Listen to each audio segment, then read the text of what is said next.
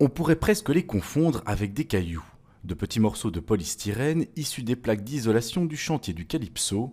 On en trouve même de l'autre côté de la rue. On roule dessus et ça devient de plus en plus petit. Donc il y a de microplastiques partout, partout, partout. Il y a beaucoup de déchets émis par le chantier, donc les matériaux de construction qui sont partout dans les environnements.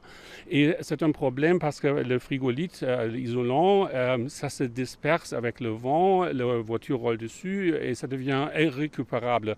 Donc il y a une super pollution par le microplastique à la fin. Le polystyrène met près de 1000 ans à se dégrader.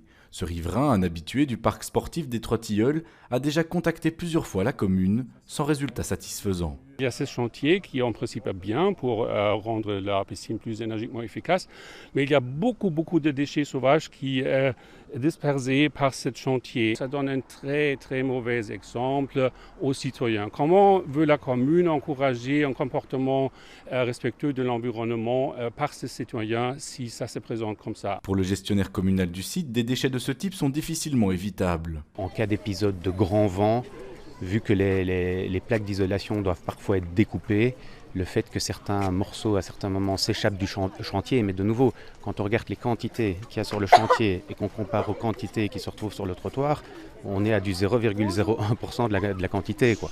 Et ça, pour l'empêcher, il faudrait mettre l'ensemble du chantier sous cloche, et ça me semble pas réaliste. Selon le gestionnaire, tout est mis en œuvre pour bloquer au maximum ces déchets. Je trouve que dans l'ensemble, le chantier a été très bien géré, que ce soit par la commune ou par l'entrepreneur.